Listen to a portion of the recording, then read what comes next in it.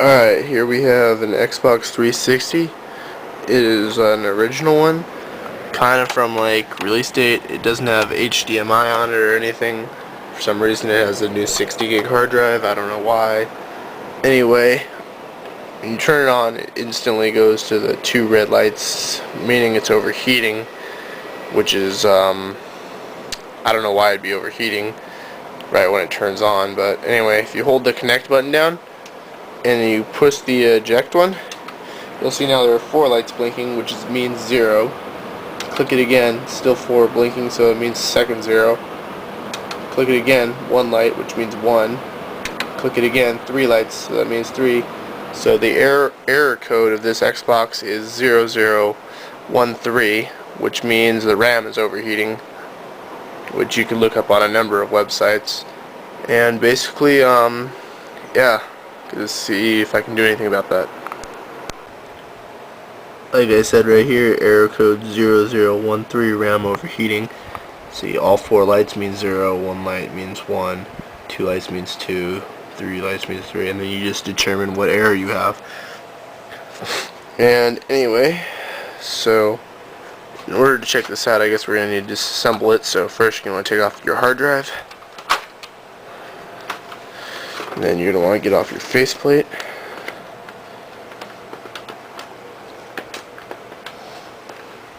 Which is on there pretty well. So, one sec. Alright, faceplate's off, so now we're going to flip it upside down.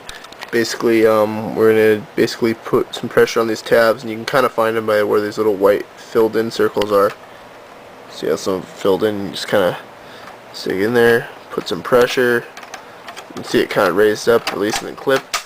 Just do that basically and pull them all out that way. Alright, so now we got those off. And as you can see, our Microsoft warranty sticker is still on there. But I have to compliment Microsoft did a good job in building this unit, seeing as the console stands up this way and the warranty sticker is upside down. And yeah, it says Microsoft upside down on it, so that's interesting. I know on my other Xbox it's right side up, or it's a different looking sticker, but it's right side up. And yeah.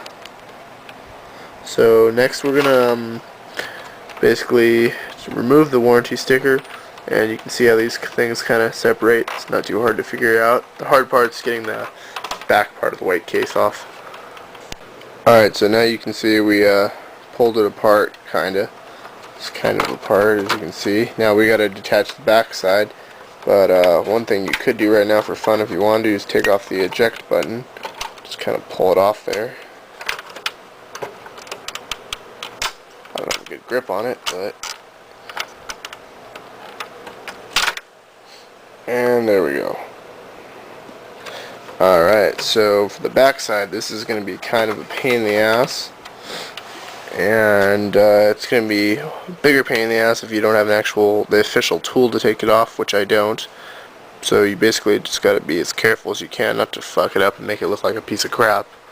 So yeah, good luck to everyone on that, and I'm going to try something, and I don't know if it'll work. So if it does, I'll show it.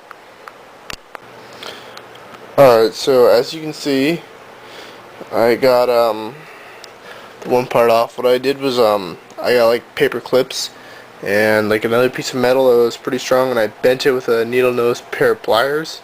So you kind of get this kind of shape, so it fits into like the like grooves or whatever. So like fits in like the grooves, and like it'll like help release the case. And you want to be careful so you don't screw it up. And first thing I noticed on this Xbox is it's extremely clogged with dust, so that's one reason I think it overheats. As you can see, I got a couple of chunks I pulled out of it I threw away already, but I'm going to vacuum it out, and I'm going to take it apart more because I don't need to get the dust on everything. Alright, so now you're going to want to take out all the long screws, and they're kind of a different shape. It's more of like a square shape, and all the other ones are kind of round shapes, so you can kind of tell. Once you do that, it should come apart. This console is extremely dirty. Look at this dust ball that came out of it, and this is from it touching my black shorts, so this thing needs to get vacuumed to death. It's probably why it doesn't ventilate. You see, like, it's all the dust clogged in here. I bet there's a lot more back behind here. Alright, so basically one thing I did was I already did this. I basically moved the DVD tray. I unplugged both wires. They just pull out like so, and then basically had that separate, and pulled out this, and then this thing you can unscrew if you want to. I don't need to, but then basically I just connected the fan, and I ran the hair dryer, or you can use a heat gun. I ran a hair dryer on both of the heat sinks, and I got them extremely hot. So now basically when you turn on the console, you turn on, it doesn't give you the red, the two red lights now. It'll turn on and stuff, but it's still it doesn't run properly. So I'm gonna take it apart and do the red ring of death repair to it. And you can purchase this kit off of many different websites. I got this one off of eBay for $3. So we're gonna do this, I guess. Alright, so I just pulled this out of the thing, and interesting thing I noticed, one of the X clamps is broken on it, and it didn't have any of the heat things on the 4 chips it's supposed to, so that's probably one of the main reasons this thing keeps overheating. Anyway, the next step is going to be to remove the X clamps, and I don't know how to really do that or explain it, so I'm going to figure that out really quick, and I'll stop for now. Okay, so I pried off the X clamps, and as you can see there's like almost no thermal paste at all in these chips, so that's another reason this thing's probably overheating like crazy. Alright, so basically what you're going to do is you're going to put new thermal paste on, or heat sink, or whatever they call it, and I already did one of them. You're going to basically put it on, you're going to have like screws in it like this, and screw has a metal washer and a regular washer on it, a plastic one I guess, and it depends on your kit. Some of them come with rubber, which are better, and it depends on how many or what type of screws depending on your kit.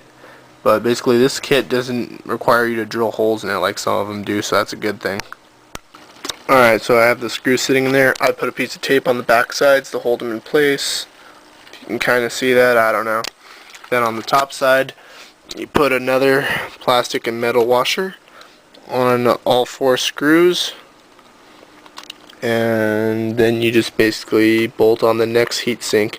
Now you don't want to tighten them down until you get both heat sinks on there, so yeah.